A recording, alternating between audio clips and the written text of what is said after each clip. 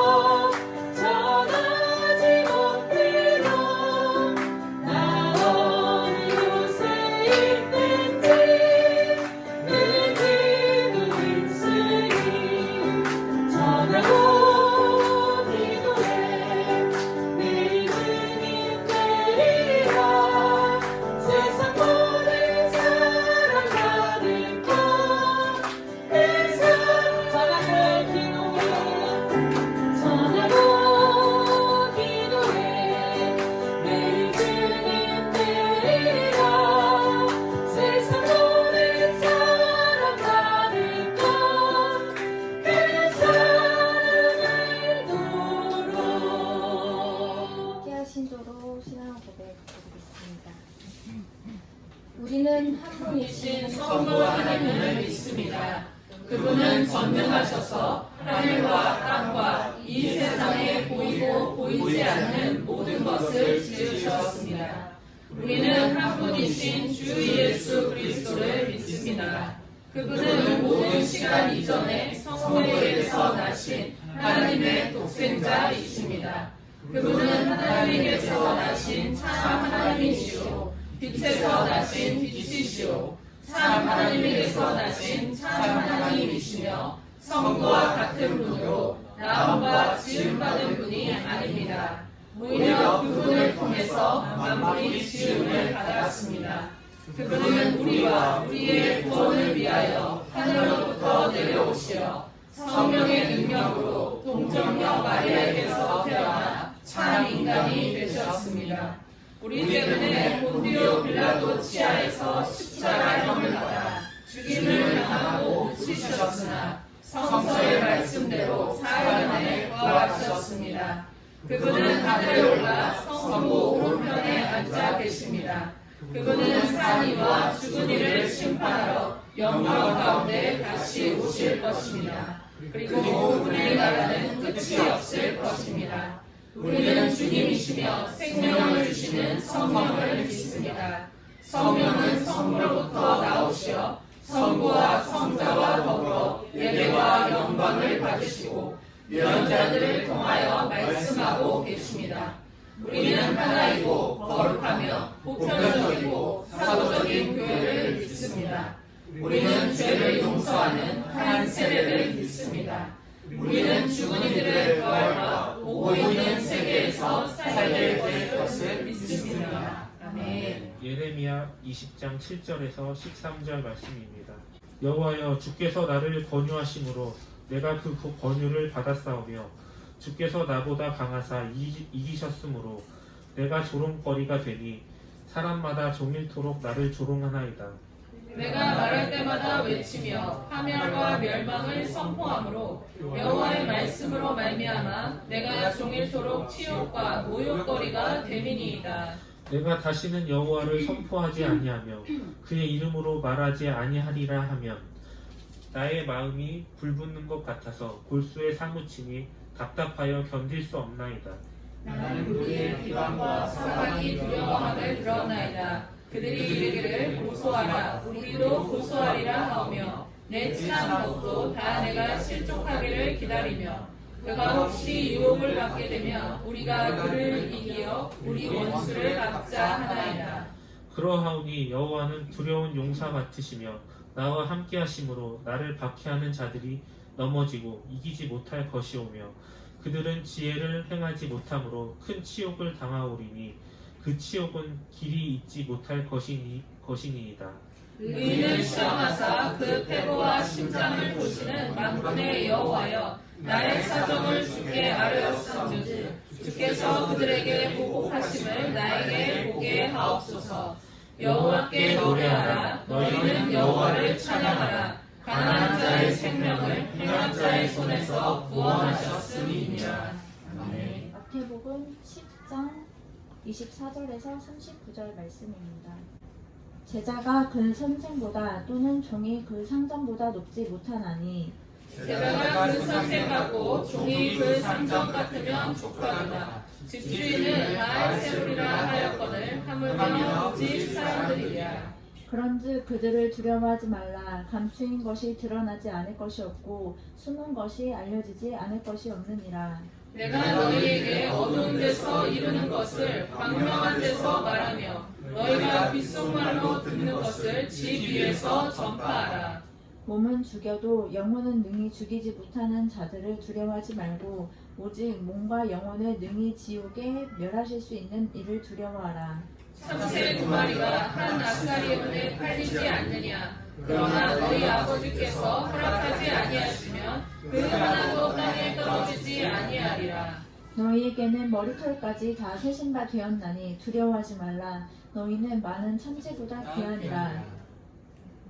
누구든지 사람 앞에서 나를 시인하면 나도 하나님의 신 내 아버지 앞에서 그를 시인할 것이요 누구든지 사람 앞에서 나를 부인하면 나도 하늘에 계신 내 아버지 앞에서 그를 부인하리라. 내가 세상에 화평을 주러 온 줄로 생각하지 말라. 화평이 아니요 검을 주러 왔노라.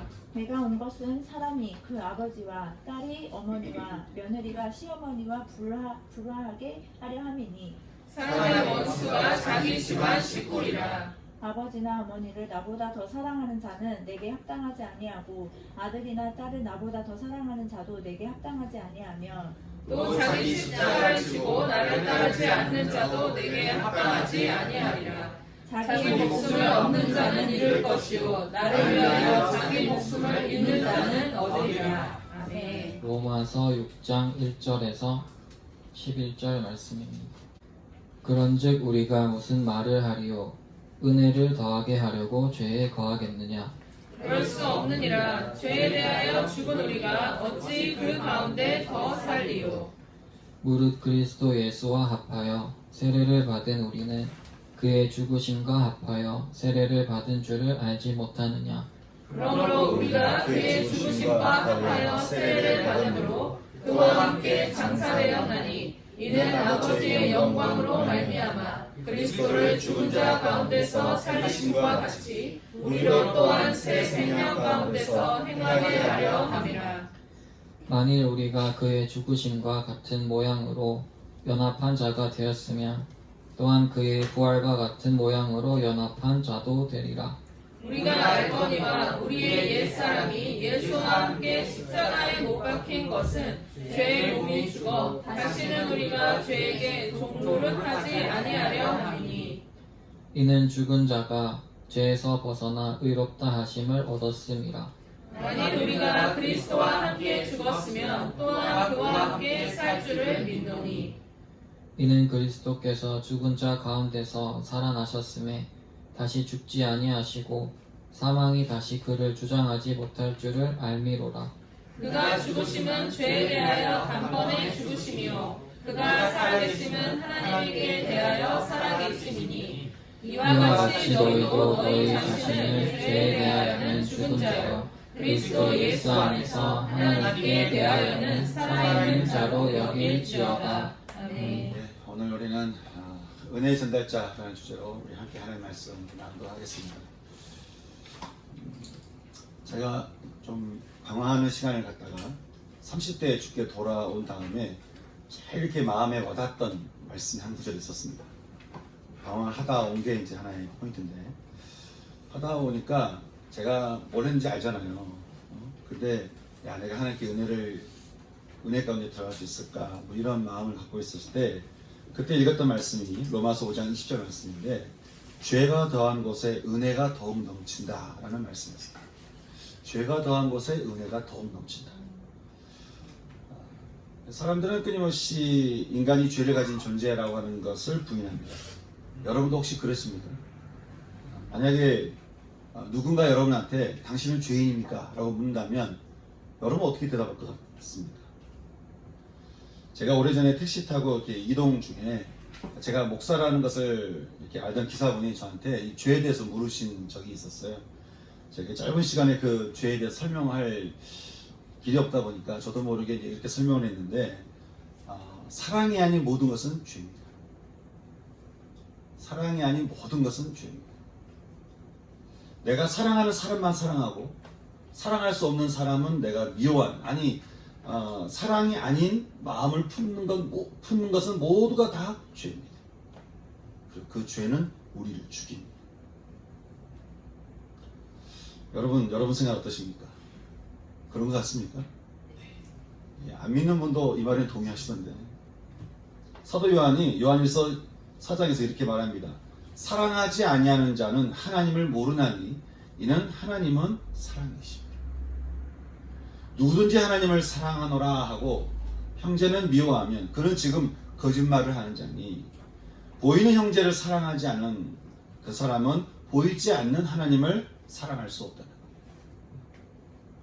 하지만 요한일서 2장에서 그렇다고 이 세상에 있는 것들은 사랑하지 말 것은 누구든지 세상을 사랑하면 아버지의 사랑이 그 안에 있지 아니하고 세상에 있는 것은 모두가 다 육신의 탐욕과 안목의 탐욕과 그리고 스스로 이렇게 막 드러내고 싶어하는 그런 자랑과 교만이니 세상은 이것을 꽉 차 있어서 이것을 위해서 세상이 돌아가니 이 모든 것은 다 그냥 지나가 버리고 오직 영원히 남는 것은 하나님의 뜻을 행하는 것 곧 사랑이라고 말씀하는 거예요. 여러분, 사랑이 아닌 모든 것은 다 죄다 라고 하는 이 말씀 앞에 우리는 어떨까요? 죄인일까요? 의인일까요? 말씀 앞에 서면요, 우리는 참 여러모로 사랑 없는 그런 죄된 우리 자신을 발견하게 됩니다. 하나님의 사랑보다 탐욕으로 사랑을 자꾸 채우려고 해요. 사랑을 위해서 탐욕을 이렇게 소비하는 습관이 우리가 얼마나 많은지 몰라요. 불안의 작가 알랭 보탱이 그런 말을 하죠. 사람들이 이렇게 사치품을 사는 것이 꼭 이런 거와 똑같다는 거예요. 나도 이렇게 사랑을 요구할 권리가 있어. 이런 것을 보여주는 하나의 정식품이라는 거예요. 그러니까 부족해서 불안하고 없어서 불안하고 있으면 내가 더 많은 것으로 사랑을 채우려고 해서 또 불안하다. 이게 죄를 가진 인간의 실제라고 하는 것인데 이런 우리들 향해서 성경은 이런 우리 죄를 이렇게 들춰내면서 또 동시에 뭐라고 말씀하고 있을까? 죄가 많은 곳에 은혜가 더욱 넘친다는 거예요. 이 말은요, 우리가 죄를 지을수록 그 죄에서 구원받는 은혜를 안다는 말이 아니고 그 말이 아니고 그래서 꼭 죄를 짓고 난 다음에 우리가 이렇게 구원이라고 하는 것을 경험하는 그런 것을 말하는 게 아니고요. 우리에게 얼마나 많은 죄가 있는지 우리 속에 얼마나 많은 죄성이 있는지 이것을 그냥 내가 내 자신을 깨달으면 깨달을수록 우리 죄를 용서하시는 하나님의 은혜가 얼마나 큰지를 깨닫게 된다는 거예요. 근데 꼭 죄를 반복적으로 지으면서요, 회개하고 또 은혜 받는 이런 패턴을 가진 사람이 있죠. 우리는 회개가 있으니까. 그러면서 죄를 잘 멈추지 않는 거예요. 오늘 말씀에서 바울이 그렇게 말합니다. 그들에게 말하기를 믿음을 통해 받게 되는 이 은혜의 선물을 받으려고 은혜의 선물을 경험하려고 우리가 죄에 거하겠느냐. 은혜를 경험하려고 우리가 죄를 짓겠냐는 거예요. 그럴 수 없느냐. 은혜가 뭔지 알려고 버리지 못하는 육신의 탐욕과 안목의 탐욕과 사람들과 비교해서 자랑하고 싶고 으쓱대고 싶은 그 자랑과 교만의 죄를 우리가 계속 지어야 되느냐는 거예요. 그럴 수 없는 일이에요. 죄에 대해서는 싸울 생각도 하지 않으면서 은혜의 선물을 또 받고 싶은 그렇게 어정쩡한 삶을 우리가 계속 살아야 되느냐? 그럴 수 없는 일. 그럴 수 없는 일. 죄에 대하여 이미 죽은 우리가 어찌 그 가운데 더 살려? 죄가 사망 안에서 우리에게 왕노를 했던 것 같이 주님의 십자가에서 주신 의로움으로 그 은혜가 이제는 내 삶의 왕노릇해서 은혜가 내 삶의 왕노릇해서 우리가 이제 영원한 생명 가운데 살게 되었으니 주님 안에서 세례받아 연합하게 된 우리가 이제 주님의 죽으심과 같이 죽게 되었고 또 주님이 아버지의 영광으로 살아나신 같이 우리 역시 새 생명 얻어서 살게 되었으니 이제는 우리의 삶은 어떻게 됐다는 거예요? 우리의 옛사람은 다시는 죄에게 종노릇하지 않는 다시는 죄에게 종노릇하지 않는 의로운 자가 되어서 죄에 대해서는 어떻게 해요? 죽은 자요. 죄에 대해서는 죽은 자요. 그리스도 예수 안에서는 생명을 가진 자가 되었다는 거예요. 여러분, 우리에게 거저 주어진 이 은혜의 선물이 얼마나 놀라울까요? 거저 주셨어요. 이게 참 가볍게 보이지만 여러분, 모든 죄를 뛰어넘는 이 값지고 능력이 있는 이 은혜의 선물만큼 이 세상에서 가치 있고 소중한 게 어디겠습니까? 어떤 세상에 있는 어떤 것이 우리의 죄를 뛰어넘겠어요? 오히려 우리 죄를 더 강화시키지. 하지만 주님의 은혜는 모든 죄를 뛰어넘는 힘이고 능력이고 권능이 된다는 것이죠. 저는 아브라함과 모세와 다윗과 바울과 똑같은 이 은혜의 선물을 받아든 저와 여러분의 삶이 이제는 죄에게 종노릇하는 옛사람에 대해서는 어떻게 해요? 그 옛사람은 나는 죽은 자예요. 옛사람과 어정쩡하게부터 살아가는 것이 아니고 옛사람에 대해서는 죽은 사람이에요.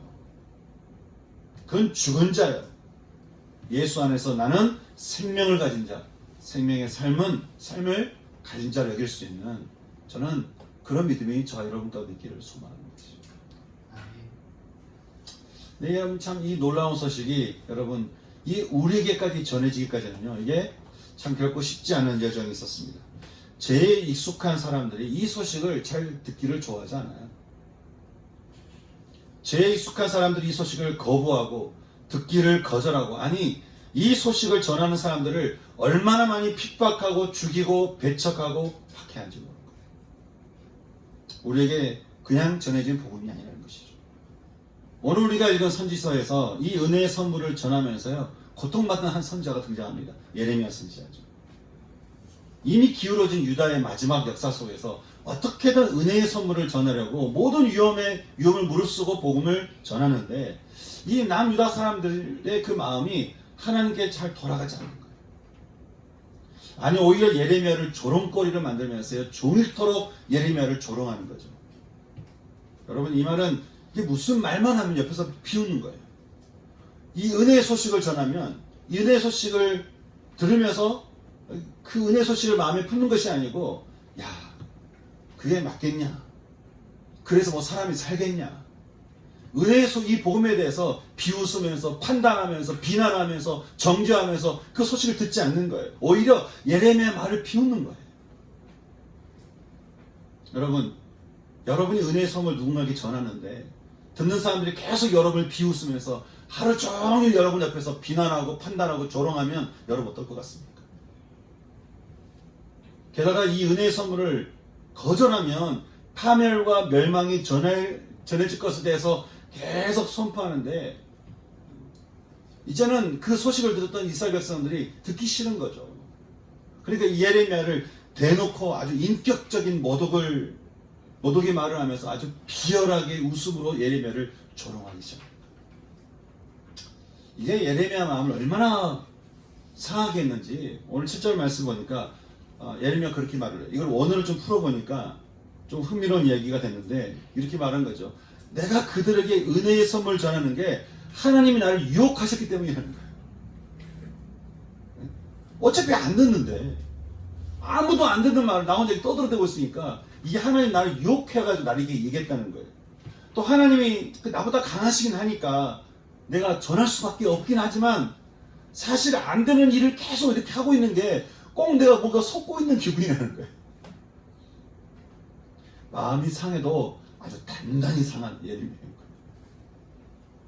그러더니 급기야 이렇게 말하죠. 내가 다시는 여호와를 선포하지 아니하며 내가 다시는 그의 이름으로 내가 말하지 아니하리라. 그렇게 마음 깊이 상처입었던 예레미야가 또 동시에 이런 말을 합니다. 하지만 나의 마음이 불붙는 것 같아서 골수에 사무치니 견딜 수 없다는 거예요. 여기 불이 붙는 것 같다라고 하는 것은 이스라엘 향한 하나님의 심판을 내가 그 은혜를 그 심판을 내가 전하지 않으면 마치 그 심판이 나에게 임한 것 같다는 거예요. 게다가 골수에 사무치니 골수 아시죠? 우리 뼈 그 중심부에 그 하나님의 심판이 불이 차가지고 내 온몸을 돌고 있으니 내가 이것 때문에 아주 답답하고 미쳐서 내가 견딜 수가 없다는 것이죠. 그래서 내가 절대로 선포하지 않고 절대로 말하지 않겠다고 하지만 내 마음에 불이 떨어지고 골수에 그 불이 차서 내가 답답해 죽겠으니 이 말은요 풀어보면 하나님 예 제가 항복합니다. 하나님 예 제가 항복합니다. 하나님 이기셨습니다. 하나님께서 전하라고 하셨던 그 말씀 은혜 말씀 예 제가 순종하며 전하겠습니다. 그런 말이에요. 비록 다윗의 시편 31편 말씀처럼 내가 사람들이 비방하는 소리 그러니까 가까운 사람들조차 내가 망하기를 기다리면서요. 이게 얼마나 절망이에요. 또 내가 유혹에 빠지면 그때 나를 잡아 넘어뜨리고 나를 때려잡자 라고 하지만 주님, 제가 주님께 순종하겠습니다. 제가 하나님 말씀을 전하겠습니다. 그렇게 고백합니다. 나를 잡겠다고 하고 넘어지기를 기다리고 온갖 모욕과 비방을 쏟아내지만 나와 함께 하신 하나님은 오히려 그들에게 두렵고 떨리는 큰 용사이지 않냐. 예레미야 선지자가 이렇게 말하면서 제 상한 마음은 주님께 다 올려드릴 테니 주님, 그들의 모든 악함의 대가는 하나님이 직접 치르시고 저는 하나님의 뜻에 순종하겠습니다. 여러분, 우리에게 전해진 복음이요, 이렇게 해서 전해졌습니다. 지금 예레미야가 고민하고 고백하며 속상해하고 마음 아파하고 그래도 또 하나님의 그 마음을 가지고 이게 속이 불타는 것 같아서 전하지 않으면 어떻게 가만히 있을 수가 없어서 그렇게 우리의 수많은 믿음의 선배들이 전하고 전해서 지금 우리에게까지 왔다는 거예요. 여러분, 우리 앞에요 얼마나 수많은 예레미야가 있었는지 모릅니다. 우리나라에도 보면은 CCC라든지 이렇게 굵직굵직한 기독교 역사를 세워갔던 분들이 있는데 그분들 뒤에는 여러 멘토들이 있어요. 그분들이 있게 한, 그 중에 한 번씩 제가 말씀드린 신안에 문중견 전도사님이 계시는데 마지막까지 북한군에게 이게 몸을 찢기는 고통을 당하면서까지 복음을 계속 전했다. 그래서 정말 피를 다 쏟아냈던 그런 피가 있었기 때문에 우리가 지금 이렇게 복음을 아주 편안하게 에어컨 틀면서 이렇게 듣고 우리가 듣고 있는 것이죠. 우리나라에도 얼마나 많은 순교자들이 이 땅에서 피를 흘리며 우리에게 이 소식을 전해줬는지. 기독교 역사를 보면 그 기독교 역사 현장에 갈 때마다 얼마나 감사한지.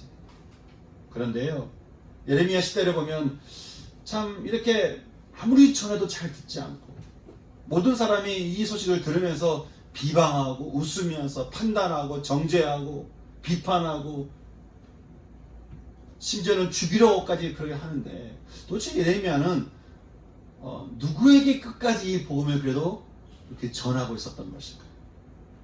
오늘 말씀 보니까 13절에 이런 말씀이 있어요. 여호와께 노래하라. 너희는 여호와를 찬양하라. 하나님은 가난한 자의 생명을 행악자의 손에서 구원하셨습니다 라고 말씀합니다. 여러분, 예레미야가 지금 누구에게 이 복음을 전하고 있는 거예요? 가난한 자입니까? 가난한 자, 남은 자, 그래도 하나님을 의지하면서 하나님이 아니면 구원이 없음을 아는 자, 하나님이 아니면 생명이 없음을 분명히 믿는 그런 가난한 자. 다시 말해서 생명을 찾고 있는 자. 하나님을 모른다 할지라도 생명이 어디 있는가?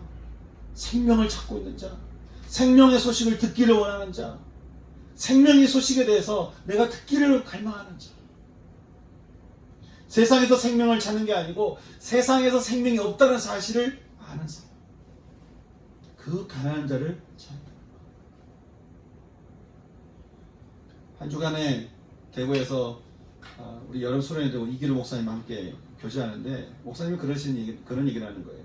길거리에서 찬양을 하는데 자기 자신에 대해서 좀 인생이 답답했던지 타로카드 해가지고 인생을 좀 점점 보렇게 갔다가 찬양하는 소리에 끌려가지고 이렇게 앉았다는 거예요. 그 찬양하는 소리를 이렇게 듣고 있다가 마지막 다 간 다음에 자기 혼자 딱 남았는데 문득 나 저기 좀 계속 가고 싶다 이런 마음이 들더라는 거죠. 그래서 찬양하는 목사님한테 가서 목사님 어느 교회이십니까? 그렇게 물어보고는 다음날 아침에 그 교회를 본인이 갔다는 거예요. 근데 그 목사님이 저랑 교제하면서 지금 방금 그 형제랑 지금 성경 양육을 하고자 오는 길이라는 거예요. 여러분, 이 세상에는요 그렇게 생명에 대해서 마음에 대해서 그런 갈급한 마음, 그 생명에 대해서 갈망하는 사람들이 얼마나 많은지 몰라요. 뭔가를 찾고 있는 사람들이 얼마나 많은지 몰라요. 오직 하나님께 자신의 삶을 위탁하고 의탁할 줄 아는 사람, 그렇게 심령이 가난하고 마음이 가난함으로 하나님 앞에 머리 숙여 겸손할 수 있는 사람, 하나님은 그들을 찾으시고 그들을 구원하셨더라고요. 그러니 모든 사람들이 다 힘들어도 예레미야는 이 은혜의 선물 누구에게 전하는 거예요? 가난한 사람에게 전하는 거예요.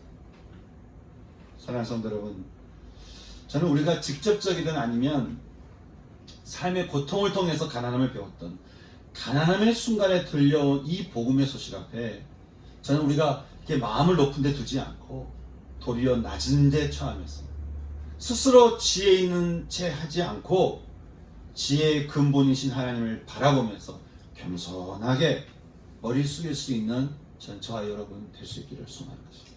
아멘. 제가 보니까요, 신앙인 중에 가장 아름다운 모습은 마음이 이렇게 가난해질 때인 것 같습니다.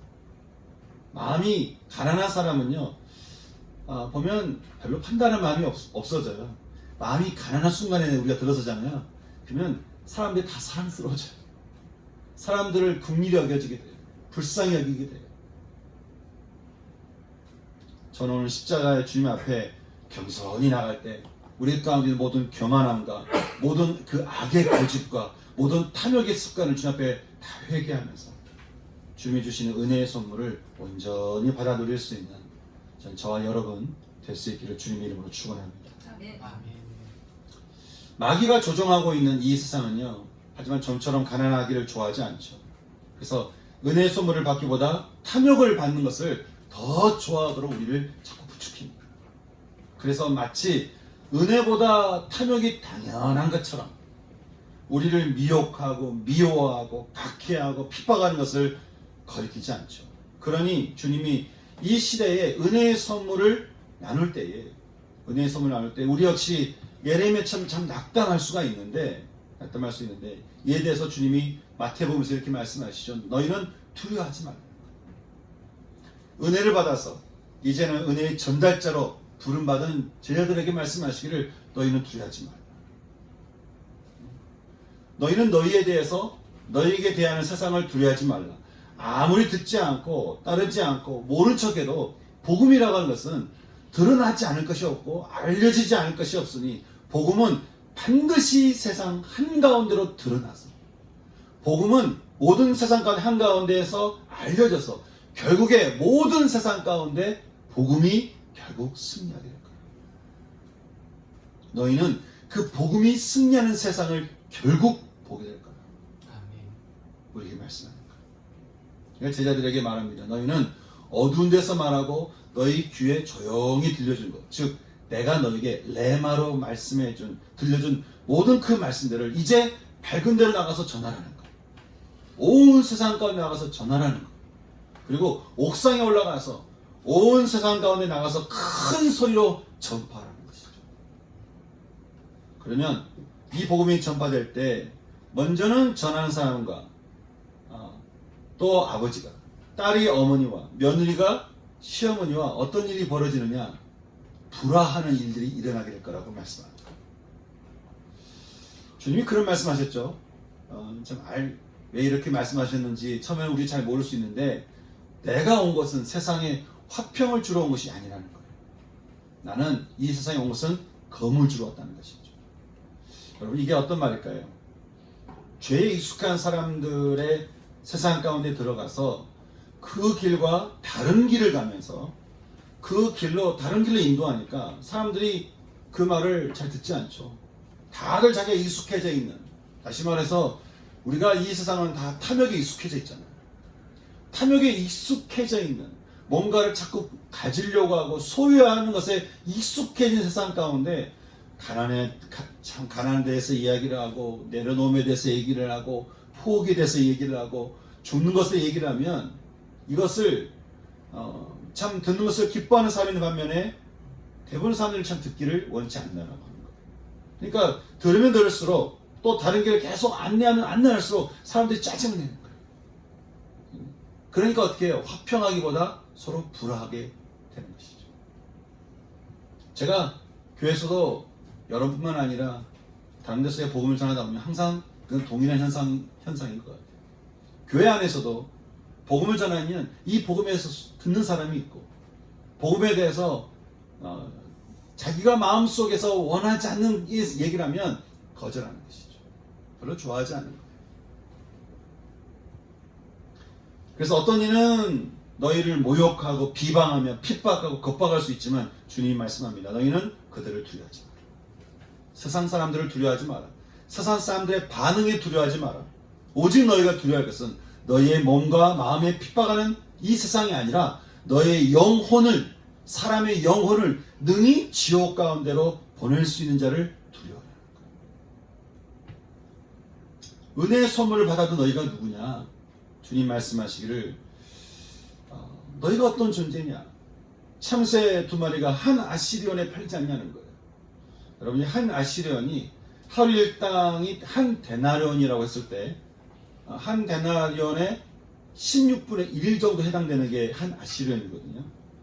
그러니까 한 10만 원이 일당이라고 한다면 한 6천 원 정도. 그렇게 아주 싼값에 팔리는 참새도 하나님이 허락하지 않으면 그 하나도 땅에 떨어지지 않는데, 또 한 가지 우리 신체 중에서 가장 천히 여기는 것 중에 하나가 머리털이 있는데, 요즘은 머리털도 소중한 시대니까. 근데 2000년 전이니까요. 2000년 전이니까. 신체 중에 가장 천히 여겼던 그 머리털 하나하나도 소중해서 하나님이 다 셀 정도니까. 그 정도로 너희가 얼마나 귀하고 가치 있고 존귀한 자들인지. 내가 너희를 그렇게 본다는 것이죠. 그러니 세상에 너희가 무슨 말을 하든, 세상에 너희에게 어떻게 대우를 하든, 너희가 어떻게 반응을 하든, 너희가 어떻게 하든, 우리와 함께 하시는 그 두렵고 떨리는 용사 같으신, 그 큰 용사이신 하나님이 우리 가운데 계시니 너희는 이 세상을 두려워하지 말아야 합니다. 그러면서 주님은 은혜의 주님을 따르는 제자를 향해서 너희가 2가지를 기억하라고 우리에게 말씀해 주고 있습니다. 너희는 이런 사람이 되라. 우선 첫째로는 무엇보다 너희는 하나님을 사랑하라. 무엇보다 하나님을 사랑하라. 아버지나 어머니를 나보다 더 사랑하는 자도 내게 합당하지 않는데요. 여기서 합당하지 않는다 이 말은 제자로서 적합하지 않다. 다시 말해서 주님을 따르는 자의 모습이 아니라는 거예요. 아들이나 딸을 나보다 더 사랑하는 사람도 내게 합당하지 않으니, 제자 되기에 적합하지 않으니. 신명의 말씀 따라 너는 마음을 다하고 뜻을 다하고 힘을 다하여 너의 하나님 여호와를 사랑하라.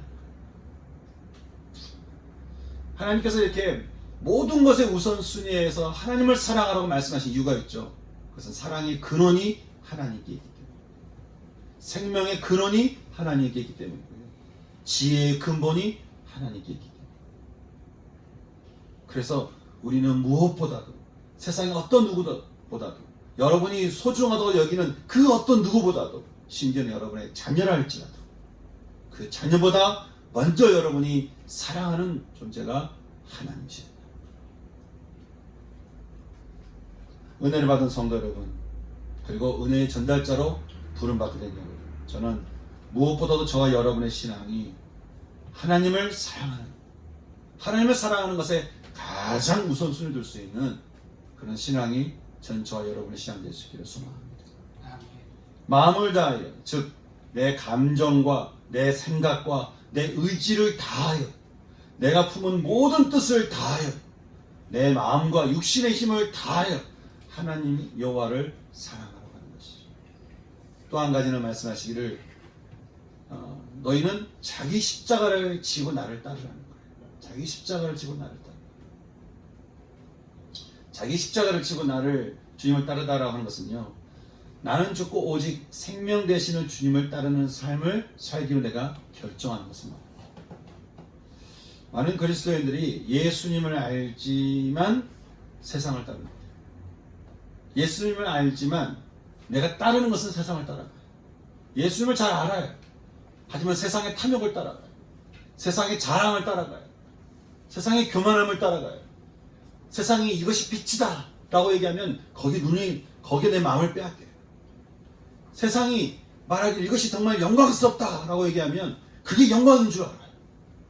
하나님의 영광과 하나님의 빛과 하나님의 소망과 하나님의 사랑보다는 자꾸 세상이 가리키는 것에 마음을 빼앗기는 거예요. 예수님을 알지만 세상을 따르는 사람. 자기 십자가를 지기보다는요, 십자가는 좀 남이 졌으면 좋겠는 거예요. 교회 오면 십자가를 누가 져야 되냐 그러면 사람들이 꼭 그렇게 생각하는 것 같아요. 십자가는 목사가 지는 거, 아니면 좀 이렇게 신앙 괜찮은 사람이 지는 거. 그렇게 생각하는 경향이 없지 않아 있습니다. 아니면 십자가를 좀 남편이 지든지 나 대신, 아니면 나 대신 아내가 지든지, 그렇게 십자가는 하여간 누가 지는 걸 얘기하는 거죠. 생각하는 거죠. 어떤 분에게 제가 기도하고 있으니까 힘내시라고 하니까 뭐 하여간 목사님은 기도하시고 뭐 이러는 거예요. 그러니까 이게 자기 십자가는 자기가 져야 되는데, 여러분 주님 말씀하시기를 십자가는 자기 십자가가 있어야 된다는 거예요. 자기 십자가. 십자가는 자기 것이 있어야 된다는 거예요. 여러분, 저의 십자가가 여러분이 짊어질 십자가가 아니죠. 남편의 십자가가 아내가 짊어질 게 아니고요. 부모님의 십자가가 자녀들이 질 십자가가 아닌 것이죠. 자기 십자가는 자기가 져야 되는 거예요. 주님 앞에 죽기는 내가 죽어야 되는 거예요. 내가. 십자가 주님 앞에 나 역시 죄에 대해서 죽은 자로서 날마다 내가 죽는 나의 십자가가 있어야 된다는 것이죠. 만일 우리가 그리스도와 함께 그렇게 십자가에서 죽었으면 또한 그와 함께 살 줄을 우리가 믿노니, 자기 십자가가 있는 자는 죄와 사망이 다시는 그를 주장하지 못하고, 자기 십자가가 있는 사람에게 사망이 그를 주장하지 못하고, 그로 하여금 산 자로 살게 하니, 주님 말씀하시기를 너희는 각자 자기 십자가를 지고 나를 따르라는 것.